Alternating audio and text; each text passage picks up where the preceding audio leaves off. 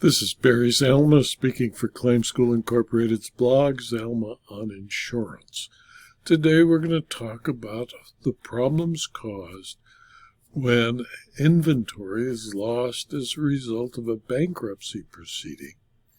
And when the storage facility goes bankrupt, it creates a compensable loss when the bankruptcy court takes some of the assets and breaks up the assets of the inventory company. The plaintiffs, as insurers, sought a declaration that there is no coverage for the insurance claim made under the policy for the loss of soybeans. The defendants moved for partial summary judgment on its first and second counterclaim. In Endurance American Insurance Company et al., StoneX Commodity Solutions, a January 8, 2024 decision of the Supreme Court of New York, also sometimes called its trial court, which resolved the dispute. From 2017 to 2021, the defendant stored millions of bushels of soybeans at warehouses owned by Express Grain Terminals, LLC, or EGT. In September of 2021, upon discovery by EGT's lenders that EGT had less inventory than it was reporting, EGT was forced into bankruptcy, resulting in the dispossession from StoneX of 2,780,000 bushels of soybeans, subject to a determination by the bankruptcy court of various competing interests in the disposition of EGT's assets. Ultimately, in the bankruptcy proceeding, the defendant recovered all but 502,315 bushels of soybeans. The defendant seeks coverage for the loss of these 502,315 bushels of soybeans. The proponent of a motion for summary judgment, of course, must tender sufficient evidence to show the absence of any material issue of fact and the right to entitlement to judgment as a matter of law. Courts have also recognized that summary judgment is a drastic measure that deprives the litigant of his or her day in court, and therefore the party opposing a motion for summary judgment is entitled to all favorable inferences that can be drawn from the evidence submitted.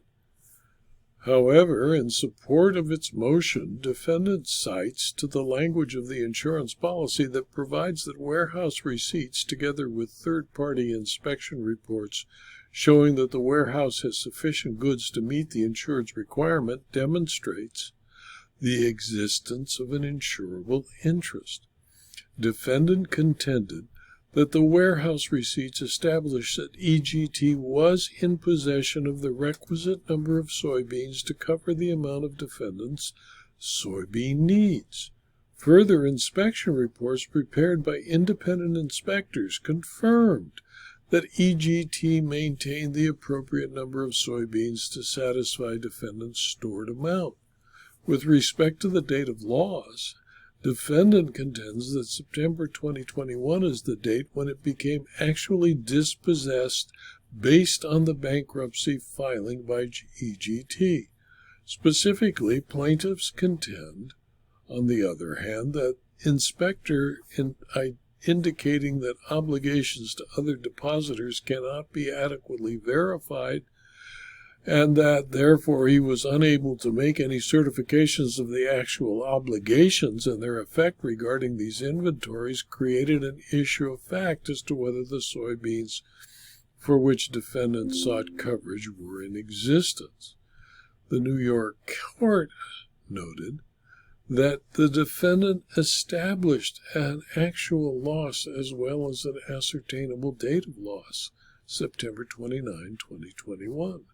The court declined to read terms into the policy that are not there. Specifically, the defendant was required to ascertain whether EGT had sufficient soybeans to satisfy all receipt holders. The parties could have contracted to include those terms in the policy, but they did not.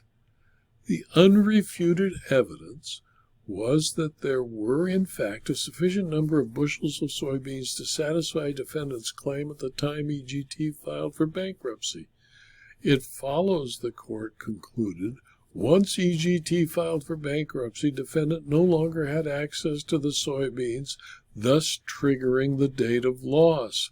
Defendant's motion for partial summary judgment on its first counterclaim was granted, and it was further adjudged and declared that there is insurance coverage to cover the loss of 502,315 bushels of soybeans, and it was further ordered that the defendant's motion for summary judgment on its second counterclaim was granted, and declared that the plaintiffs have breached the underlying contract between the parties for refusing to provide coverage. In my opinion, since the evidence showed that there were enough soybeans to cover that deposited by the defendants when EGT was forced into bankruptcy, the division of the assets by the courts resulted in a loss to the defendants that was not excluded from the coverage provided by the plaintiffs, and they attempted to avoid the loss by claiming clauses and exclusions that did not exist. It didn't work. This video was adapted from my blog, Zalma on Insurance, which is available free to anyone who clicks on the URL zalma.com/blog. You can subscribe to the blog and you will receive notice of every blog posting, usually 5 or 6 a week. And you will also, for free, have access to the more than 4,700 blog postings. You can also subscribe without charge to the rumble.com videos and or the YouTube videos. And if you do, I'd appreciate it if you click on the like button on YouTube and the thumbs up button on rumble.com. And if you're interested in further detail about insurance, insurance claims, insurance law, and insurance fraud, please consider, for a very small fee, subscribing to my Substack publication. Thank you for your attention.